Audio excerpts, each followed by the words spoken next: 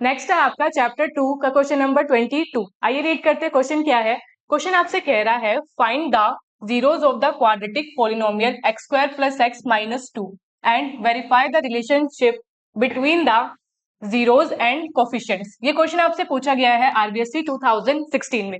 ध्यान से रीड करें क्वेश्चन क्या है। क्वेश्चन आपसे कह रहा है कि एक क्वाड्रेटिक पॉलिनोमियल आपको गिवन है, वो है आपका x square plus x minus 2। ये क्या है आपकी एक क्वाड्रेटिक पॉलिनोमियल। आपसे कहा गया है कि आप पहले क्या कीजिए, इस क्वाड्रेटिक पॉलिनोमियल के जीरोस फाइंड कीजिए।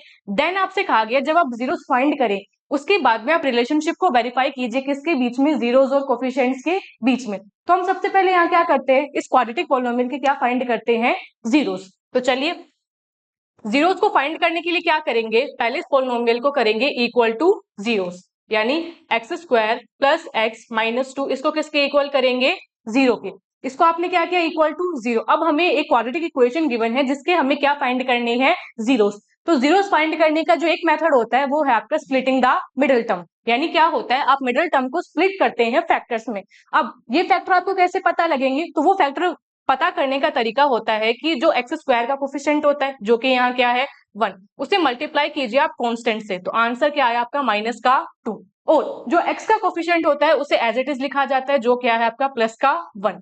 अब हमें ऐसे दो नंबर सोचने हैं जिन्हें मल्टीप्लाई करेंगे तो आंसर क्या आएगा माइनस का 2, और जिन्हें ऐड या सब्ट्रैक्ट करेंगे तो आंसर क्या आएगा आपका प्लस का 1। ये हो गया। हमें ऐसे दो नंबर फाइंड करने थे। ये दो नंबर कौन से हो सकते हैं, अगर हम 2 इंटू माइनस का 1 करेंगे, अगर हम 2 इंटू माइनस 1 करते हैं तो आपका आंसर क्या आता है माइनस का 2। और अगर आप 2 प्लस माइनस का 1 करते हैं तो आंसर आपका क्या आता है प्लस का 1। यानी जो आपका मिडिल टर्म था प्लस 1, हम उसे कैसे स्प्लिट कर सकते हैं, प्लस 2 माइनस 1 में स्प्लिट कर सकते हैं। ठीक है, इसी इंफॉर्मेशन का यूज करते हुए अब हम क्या फाइंड करेंगे, इस क्वाड्रेटिक पॉलिनोमियल के जीरो।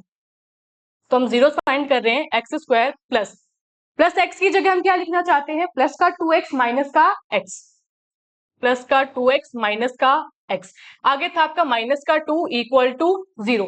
दोनों में कॉमन क्या है आपका x, x को किया कॉमन तो यहाँ क्या बचा x, प्लस यहाँ क्या बचा आपका 2। इन दोनों में हमें क्या कॉमन दिख रहा है, माइनस का 1, तो माइनस के 1 को हमने लिया कॉमन। यहाँ क्या बचा प्लस का x, यहाँ बचा प्लस का 2, किसके इक्वल हुआ, 0 के। अब ध्यान से देखिए तो इन दोनों टर्म्स में ही क्या कॉमन है आपका x प्लस 2। सो x प्लस 2 को आपने क्या किया, बाहर किया, तो यहाँ आपका क्या बचा x, यहाँ क्या बचा हमारा माइनस का 1, x माइनस 1 इक्वल टू हुआ 0।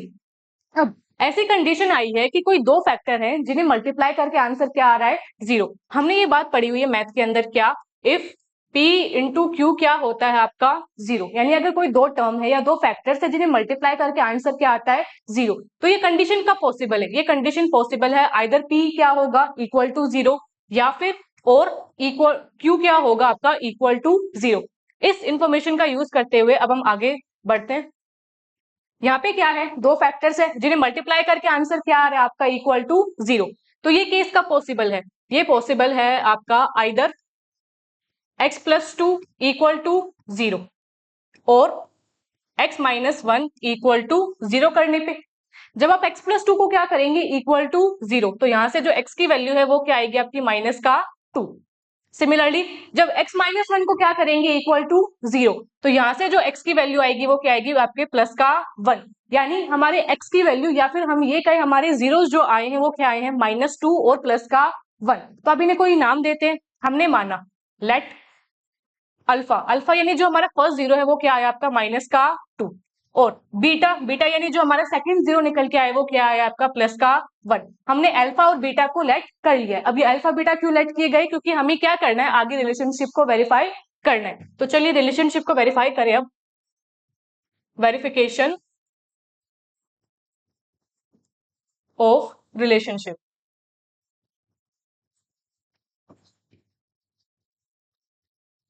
रिलेशनशिप को अब वेरीफाई करते हैं। तो सबसे पहला हमारा जो स्टेप होता है कि आपने अभी अभी निकाले हैं जीरोस, तो क्या करें हम पहले निकालते हैं हम जीरोस का सम। हमने निकाला sum of zeros. Sum of zeros आपका क्या होता है, अल्फा प्लस बीटा। अल्फा की वैल्यू आपकी क्या होती है, क्या निकल के आई है जस्ट अभी माइनस का 2। बीटा की वैल्यू क्या निकल के आई आपकी प्लस का 1। दोनों को क्या किया, ऐड, यानी माइनस 2 प्लस का 1 करेंगे तो आंसर क्या आया आपका माइनस का 1। फिर क्योंकि हमने दोनों जीरोस निकाले हैं, तो जो नेक्स्ट हम निकालेंगे वो रहेगा आपका प्रोडक्ट ऑफ जीरोस। हमने क्या निकाला अभी? प्रोडक्ट ऑफ जीरोस हम निकालेंगे। प्रोडक्ट ऑफ जीरोस आपका क्या होता है? Alpha into beta. अल्फा की वैल्यू आपकी क्या निकल के आई है? -2। बीटा की वैल्यू क्या है आपका? +1।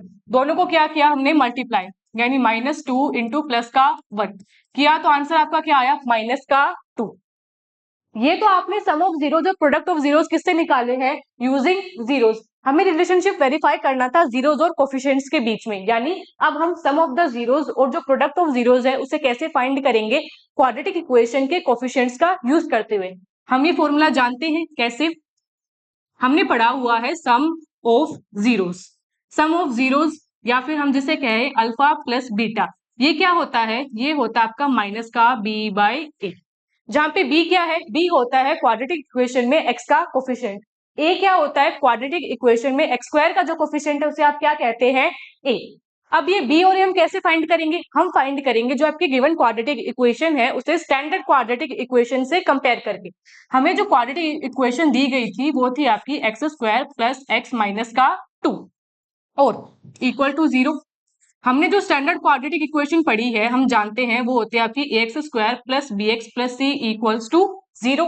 ये आपकी स्टैंडर्ड क्वाड्रेटिक इक्वेशन है। अब दोनों जगह अगर कंपेयर करें तो एक्स स्क्वायर का कोफिशिएंट क्या होगा? ए। यहाँ पे एक्स स्क्वायर का कोफिशिएंट क्या है? 1। तो ए की क्या वैल्यू आई? ए की वैल्यू आई 1। आगे एक्स का जो कोफिशिएंट है वो क्या होता है? बी। यहाँ पे एक्स का कोफिशिएंट क्या है? 1, यानी बी की वैल्यू क्या आई? 1।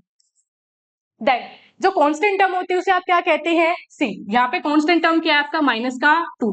तो यानी सी की वैल्यू क्या है? -2। एबीसी की वैल्यू आ गई है। अब हम क्या फाइंड करते हैं? आपका sum of zeros using coefficients. Minus का बी बाय ए, बी क्या था आपका? -1। बी था आपका 1 और आगे एक माइनस था तो आपका आ गया -1 डिवाइडेड बाय 1। आंसर क्या आता है? -1। आंसर आया -1। सिमिलरली अब हम क्या फाइंड करते हैं? आपका product of zeros. Product of zeros का क्या फॉर्मूला होता है? प्रोडक्ट ऑफ जीरोस या फिर हम जिसे कहें अल्फा इंटू बीटा, वो होता है आपका सी बाय ए। सी है कांस्टेंट टर्म, ए है आपका क्वाड्रेटिक इक्वेशन में एक्स स्क्वायर का कोफिशिएंट। सो सी की वैल्यू है आपका -2, ए की वैल्यू है 1। दोनों को जब सोल्व करें तो आंसर क्या आता है? -2। अब अगर ध्यान से देखें, आपका जो सम ऑफ जीरोस था जो आपने फाइंड किया यूजिंग जीरोस और जो सम ऑफ जीरोस आपने फाइंड किया यूजिंग कोफिशिएंट्स, दोनों की वैल्यू क्या आई है? सेम। जैसे मान लेते हैं कि इसे आप माने ये थी आपकी इक्वेशन नंबर 1 और ये जो थी वो आपकी इक्वेशन नंबर 3, ये जो थी वो आपकी आई इक्वेशन नंबर 2 और ये जो है वो है आपकी इक्वेशन नंबर 4। सो जो sum of zeros using equation 1 and using equation 3 वो क्या है आपका? सेम। सिमिलरली जो प्रोडक्ट ऑफ जीरोस है using equation 2 and using equation 4 वो भी आपका क्या आया है? सेम। क्योंकि ये सारी वैल्यू सेम आई है इसलिए हम क्या कह सकते हैं कि यहाँ पे जो रिलेशनशिप है वो क्या है? ट्रू, या फिर हम ये कह सकते हैं hence the relation is verified. So final में क्या स्टेटमेंट दे सकते हैं? Hence the relationship